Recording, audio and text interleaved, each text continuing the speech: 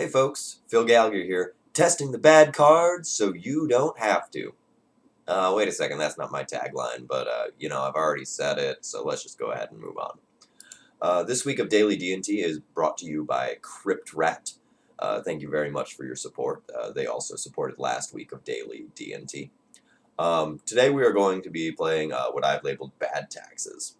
So, when this card got spoiled, I got approximately a billion D messages asking me if this card was good enough. And the answer is no, it's not. It's highly problematic. It doesn't do enough as a main deck card. It doesn't do enough as a sideboard card. It's yet another X1 creature. It grows the Tarmogoyf by 2 when it dies. Doesn't have like flying to help you get in there with Jitte. And, the list goes on and on and on. So, like, for example, you would want to play this card against Oko. But then Oko just turns it into an elk, and they move on with their life. Or they make an elk, and it can't get in there and keep pestering Oko. You get the idea. So, I took Avocado Toast's list from a recent preliminary and made a handful of adjustments to slot in these in the main deck. I thought their list was interesting because they were on a 4x Flagstones Cataclysm build. So I figure, like, if we're going to hate on Planeswalkers, like, boy, are we going to hate on Planeswalkers this week. So otherwise, the sideboard is relatively uninteresting. Avocado Toast had 2 Dismembers, which I replaced with a Path to Exile and a Walking Ballista. They had the Walking Ballista in the main deck, which I think is very good since there's so much Blue-Red Delver running around, just as a side note. But we gotta slot these bad cards in somehow. That's pretty much all I have to say. Let's hop into a league here. Not that. I don't have enough special people points to play in that. I could go on a whole rant about that, but today's not the day for that rant. I've already complained about that on Twitter.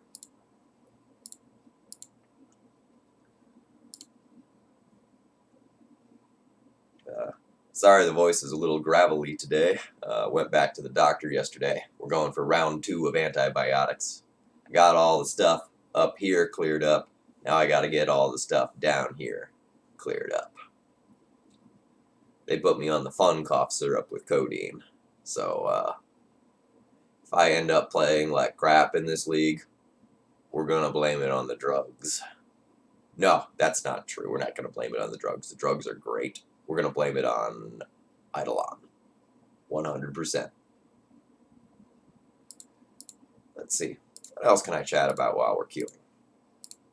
How about my trophy list from yesterday? I think Red Prison is secretly one of the best decks in the format right now.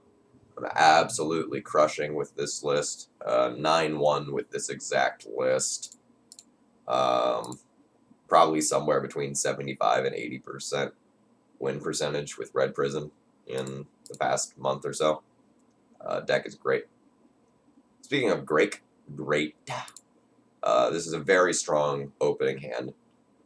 Even though it doesn't have Ether Vial, we just have a beautiful curve.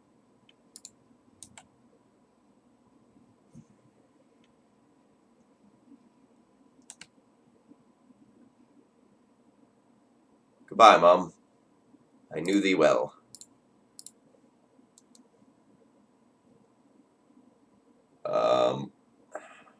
We have a medium hand versus Infect.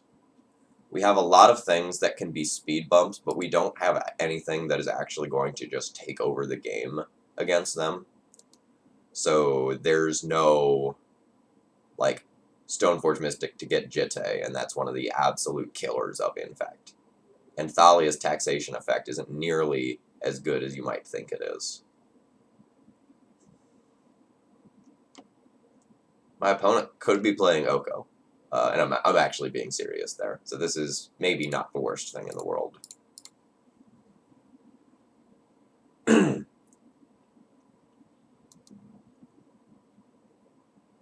So a 2-1 First Striker versus Glistener Elf is good.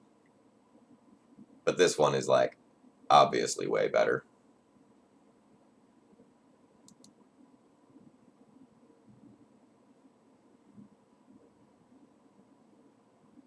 Oh my god, my opponent didn't attack. I'm like legitimately so happy right now.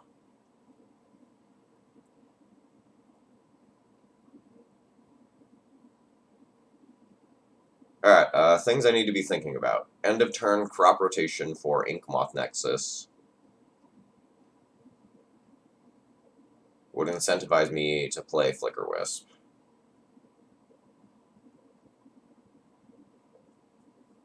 So if they crop rot one of their lands into Nexus, they can cast one spell through Thalia. If they play another land, that means I should not be dead. So I think I can wait a turn on playing Flicker Wisp so that I can Flicker Wisp and Port in the same turn.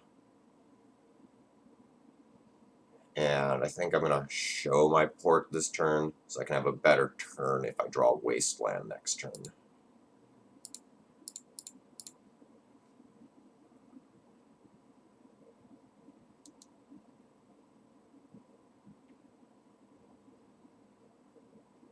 Let's get in there with Thalia.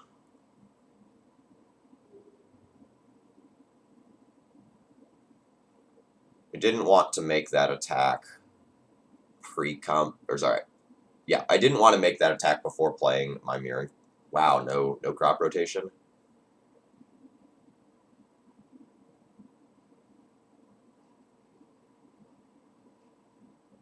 For the third time, I didn't want to make that attack pre-combat because if my Mirroring Crusader doesn't resolve, I need to hold the Thalia back as a jump blocker. Guardian Corruptor? What do we got for 3? Sylvan Library.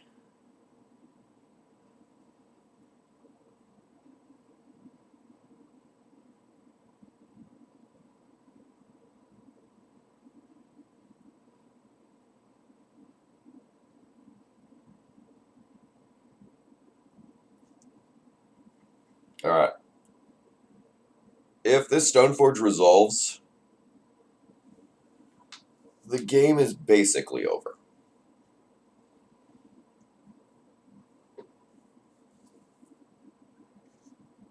Oh. They're tapped out. Yeah, this is it's pretty good for me.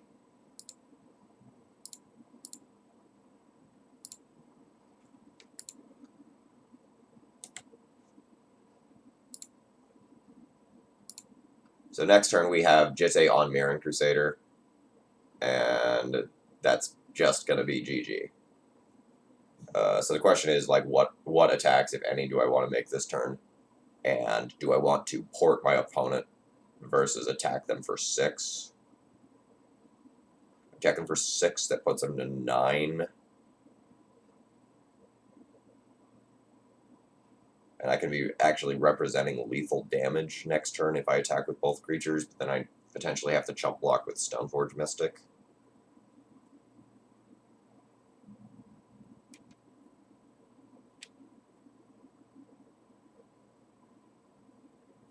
Porting my opponent is kind of medium, because if I port them, they can potentially just, like, use their mana to invigorate during their upkeep.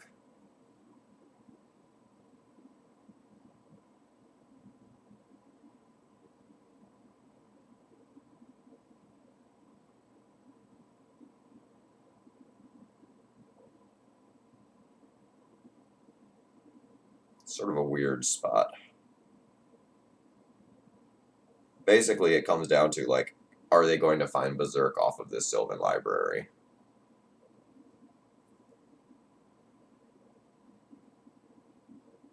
If they have Invigorate plus Berserk, that's 10, and I need to block 8 of it.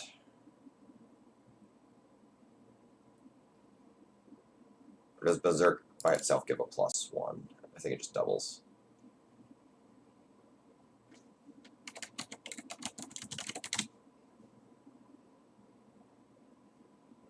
Yeah, okay, it just doubles.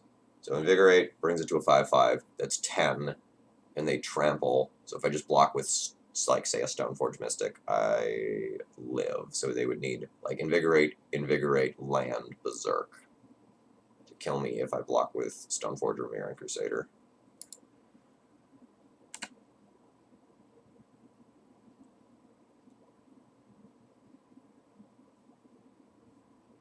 I think I'm just going to take one attack here.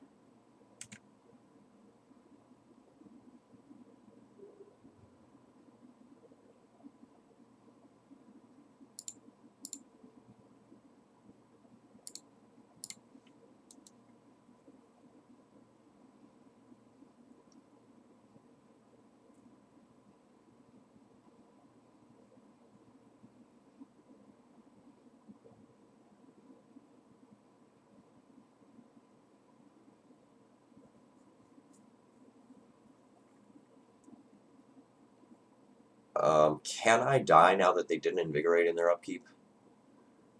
1, 2, 3, 4, 5 cards in graveyard. Um, yeah, we couldn't die to like scale up plus berserk or anything like that there because they didn't have enough mana. All right, super happy to take that one down. All right, Needle, Ballista, great. Path, great.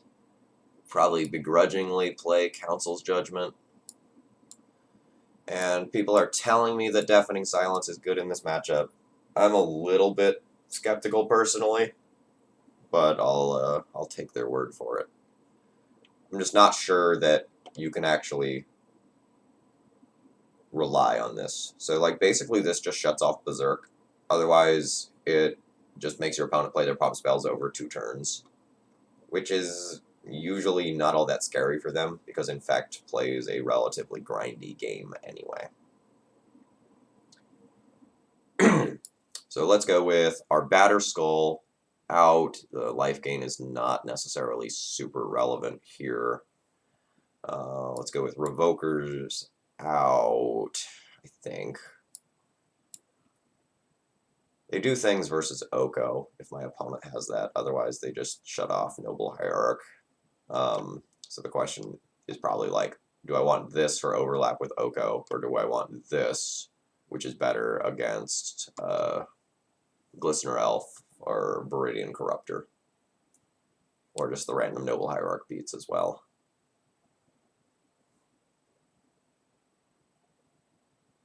From there, it gets a little bit trickier because a lot of my stuff is actually pretty good in the matchup. It'll probably be my Thalia's. I know you might think that card is good in the matchup because like they're essentially a combo deck that has to use spells to combo off. But the biggest problem is that, like, say you're on 3 mana, you want to deploy a 2-drop or something like that while also holding up bits of removal. And that becomes much harder for you to do. It becomes so much harder to hold up Path, Swords, or equivalent if you have your own Thalia. Similarly, Council's Judgment tends to get closer to unplayable if you have your own Thalias. So I think you can consider Thalia when you're on the play, but when you're on the draw, Thalia is really suspect.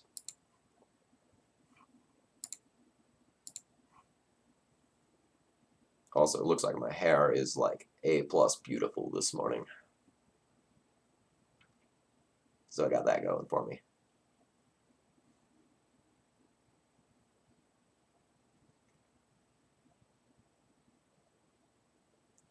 Here's your tricky mulligan of the day. Do you keep the hand that is like A+ quality if my opponent is banking on an Inkmoth Nexus kill, but is soft to an early combo? So if my opponent leads on something like non-basic Ponder, this hand is going to be insanely good. Or if my opponent doesn't have a quick combo kill, this hand is great. But otherwise, this is a hand that might just leave you dead.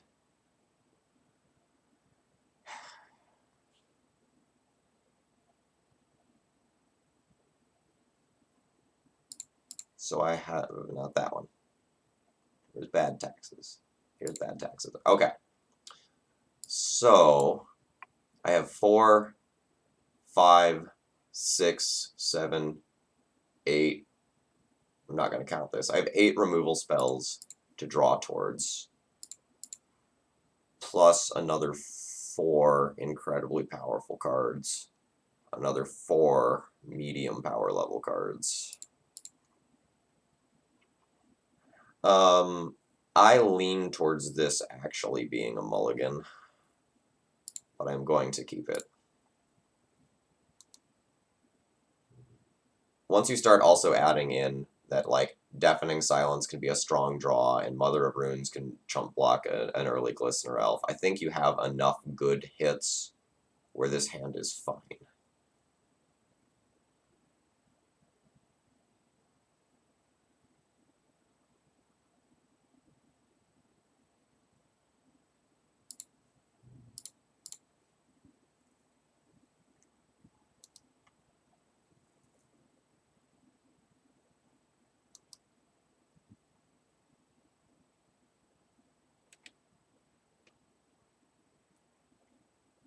I wish I had a hypogeometric calculator pulled up for that mulligan decision, though. I should have taken the time to do that. But I'm pretty sure over 2 draw steps, I have enough hits where that's good.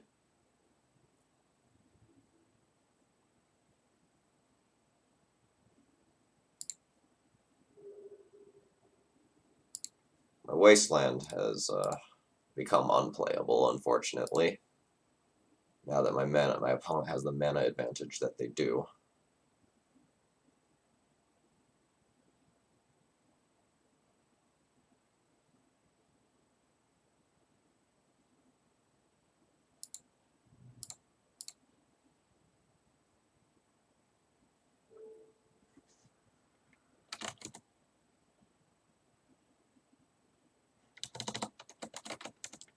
We're actually going to name Oko with this one.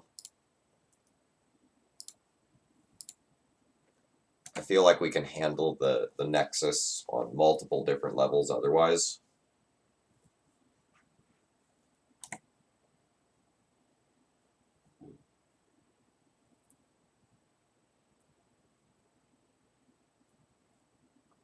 But an Oko coming down on this board probably result in a loss for me.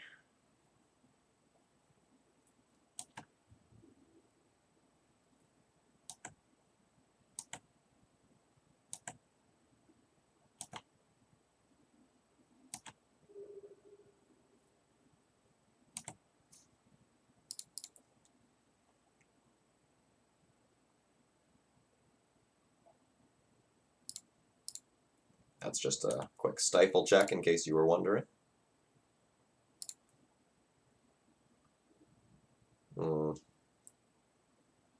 Top of the deck not being particularly kind here, but that's okay.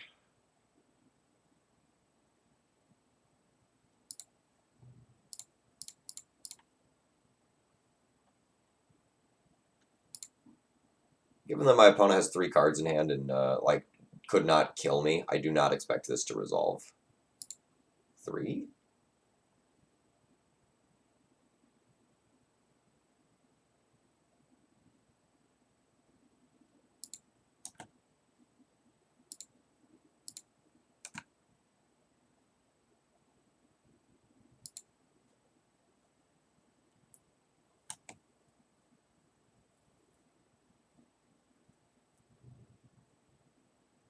That is lethal now. So Pendelhaven activates pre-combat, and then we die. This is why I tended towards this one being a mulligan. The top of our deck wasn't kind, though. So, like, we drew 2 or 3 lands in a row, I think.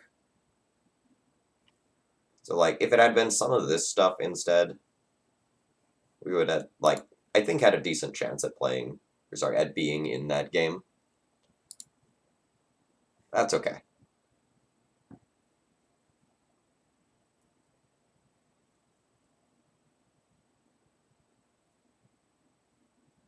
I almost always lose the game against Infect on the draw. Like, if I win game 1, game 2 is always really hard.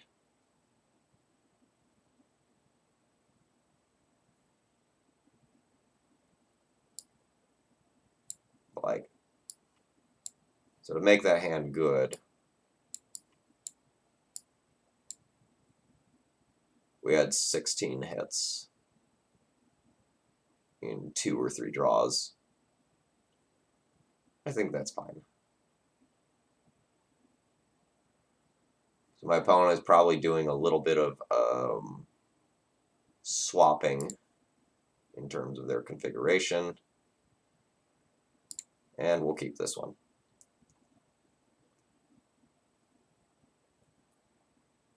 So we have something that's going to help prevent a combo kill.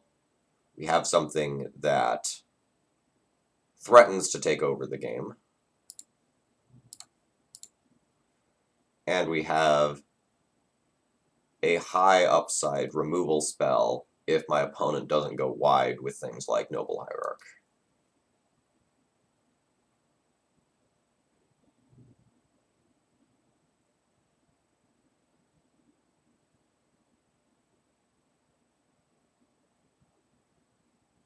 Do I want to thin my deck? On the off chance that my opponent has a Stifle, I don't particularly want to lose my land here. I really am going to need to curve out. Now, that being said, if the Stifle gets pointed at the Stoneforge Mystic trigger, that sucks too. But I don't think I can afford to get Sinkholed here.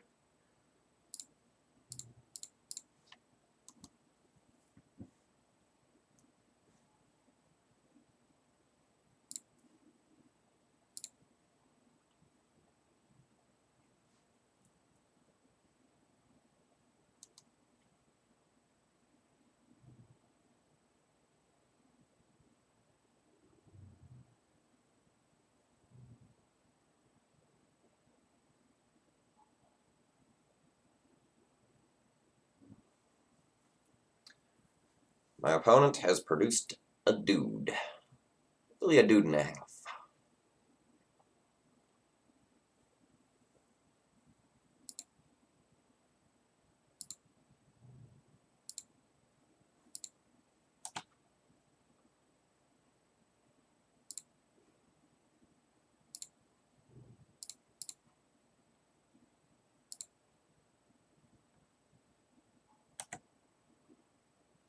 What are we going to get, you might ask? Walking Ballista. No question. And we're not going to take a Stoneforge Mystic attack here. We really, really, really, really, really do not want to lose the Stoneforge to an Invigorate on Blighted Agent there.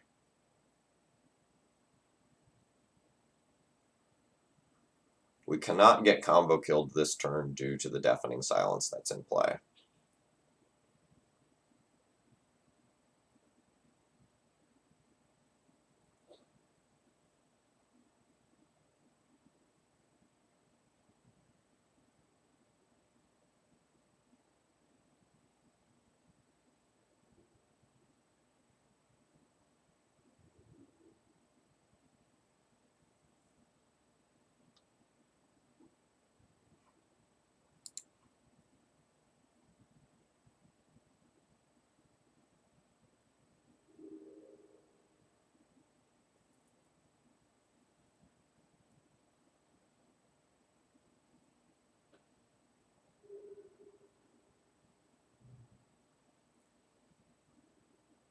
That is not going to work the way you want, friend.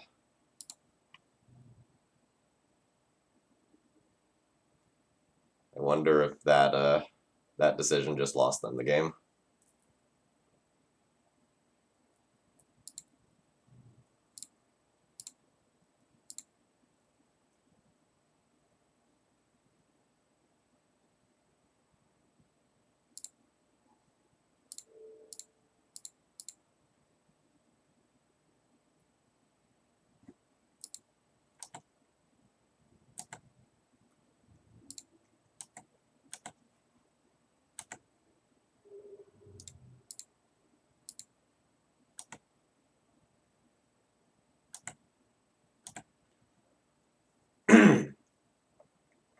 So, normally, I would just sit on both Jitte counters. But Deafening Silence changes that equation.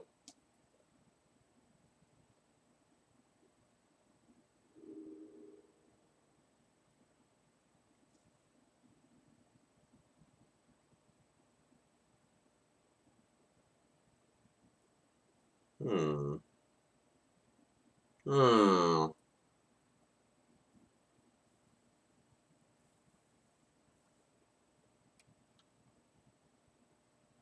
So if I kill the Blighted Agent, I'll just die to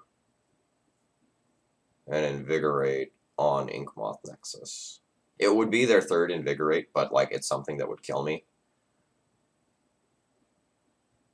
So I'm probably better off just like taking 2 next turn. If they use a pump spell, I kill whatever they use it on, and then use a Jitte counter at their end step.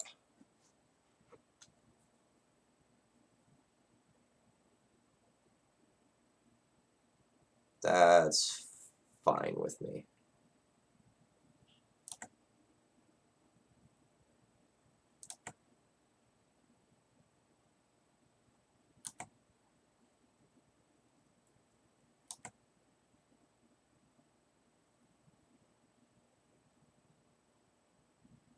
Alright. So now they do not get another non-creature spell this turn. So my Jitte can 100% kill either Blighted Agent or Inkmoth Nexus if it becomes activated this turn. That is just safe.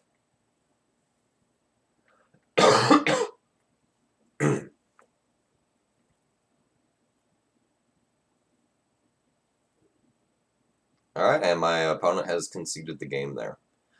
While Deafening Silence on its own maybe isn't insane, as you can see here, once you pair it with something else that's actually good in the matchup, it becomes quite powerful. But say I didn't have the Jitte, and my opponent had these 2 Invigorates, it would just be attack in, invigorate, and then you die. So while this card is maybe like okay on its own, when you pair it with something else, it's quite strong. I do think my opponent not realizing that I was going to get that other land back via Flagstones was probably a costly mistake. I don't know how tight they were on mana, but it might have like stopped some scale up lines or something like that a little bit later. All right, I hope you enjoyed. I'll be back tomorrow with more Daily D&T.